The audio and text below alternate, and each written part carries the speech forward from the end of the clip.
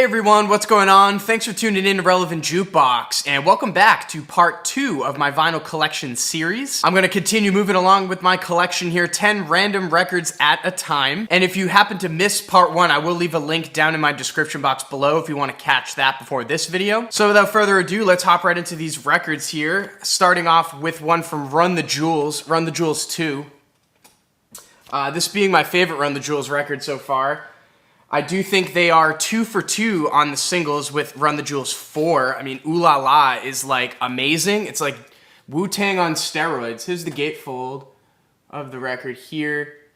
And this one's a beautiful press. It's one of the retail exclusives on teal marble, I believe is how you can describe it. It looks awesome. I mean, really awesome labeling situation here with the fingers going across each side. And this one came with a lot of extras too. It did come with like a poster that has lyrics on the back, won't bother showing you that. And it also came with a pretty crazy sticker collection here, which is kind of funny. I have no idea what really to do with these. I've just kind of been sticking on this sheet for now, but I really like them. Next up here, I have an EP from Oneohtrix Point Never, Love in the Time of Lexapro.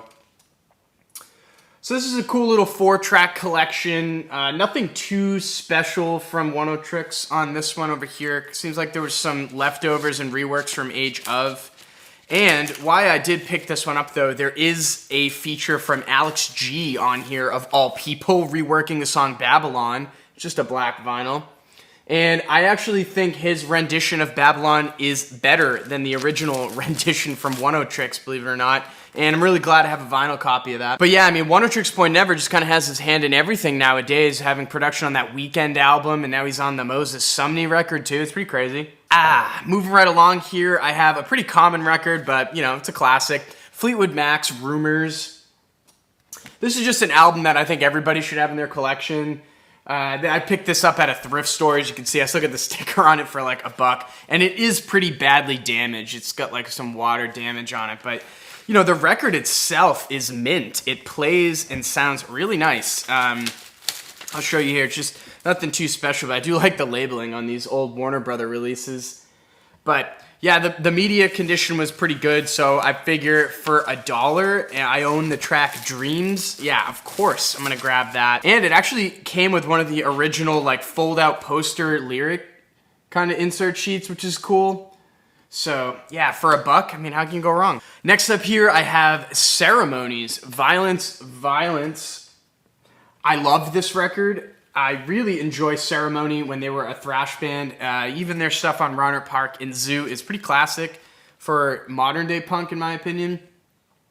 And I am just super critical on the band as far as like the direction that they've taken since the L-Shaped Man.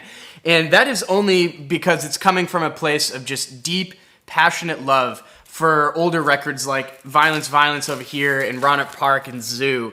This is just a black standard vinyl. I don't have one of the crazy cool presses. But yeah, I mean, Ceremony is just like one of those bands that I just feel like goes underappreciated for just how diverse their catalog is for punk and hardcore for the modern day. Next up here, I have the debut of Mac Demarco, Rock and Roll Nightclub. Now, this was an amazing start for Mac. I love this record still. Actually, some of my favorite Mac DeMarco tracks still land on this record, like Babies Wearing Blue Jeans, Moving Like Mike, One More Tear to Cry, European Vegas. I mean, there's just classic after classic after classic on here.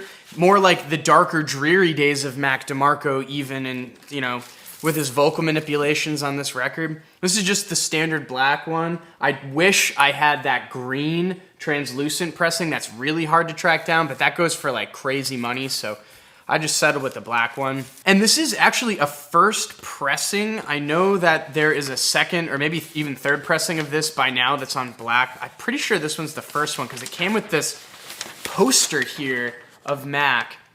And I thought at one point this was an exclusive just to the first press. I could be wrong on that, so feel free to leave a comment down below. Next up here, I have an EP from Modest Mouse, The Fruit That Ate Itself.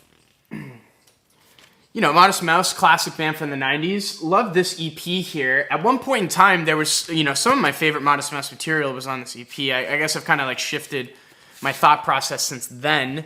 This is just a standard black. If I can get out of the sleeve. There it is.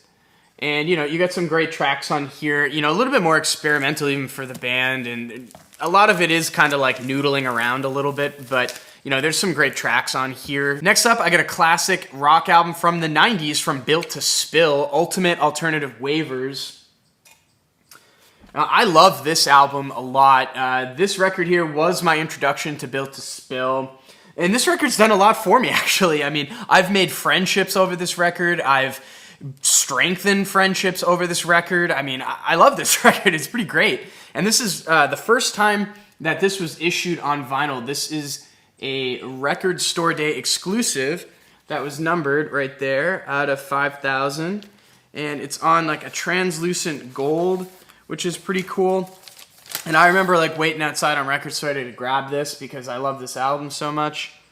But it looks really cool with the labeling and everything going on. But yeah, it could be a good starting point if you haven't dipped your toes into Built to Spill yet. Next up, I have Brian Eno's Music for Films, which is a pretty good description for this album overall. Nice, relaxing, ambient release that is pretty cinematic in its scope.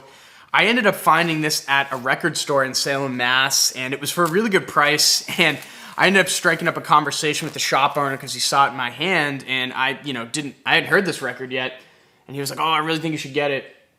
So I grabbed it, and lo and behold, it's turned into one of my favorite ambient records from Brian Eno. I love this album a lot, and this is an example of one of those records that I'm kind of happy I have an original, because like it's got that wear around it, and it just makes it look like really authentic, you know? Coming down to the home stretch here, I have Jay Reatard's Singles 0607 compilation.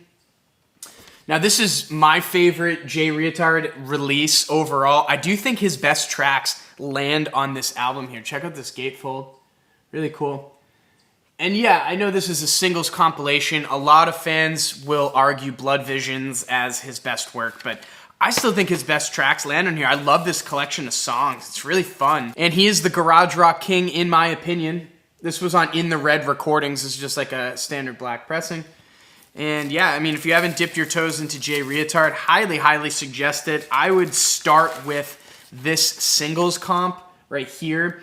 And like I said, you're looking for some garage rock tunes with like almost like an old vintage like twist on a lot of the melodies. I mean, this guy is the guy. We lost him way too soon. And rounding up this batch of records, I have a 12-inch single from my favorite band ever, the Pixies, and this is Here Comes Your Man. I don't usually go too crazy on collecting vinyl singles, but for the Pixies, that is an exception considering I love the artwork. I mean, look at that doggo on the front there, really awesome, and on the back too.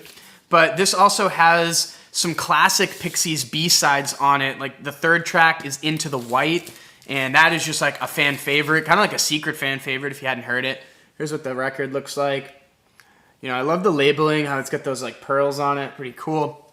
But yeah, I mainly picked it up because, you know, there isn't a nice cohesive pressing, I don't think, of all the B-sides, or at least an official one.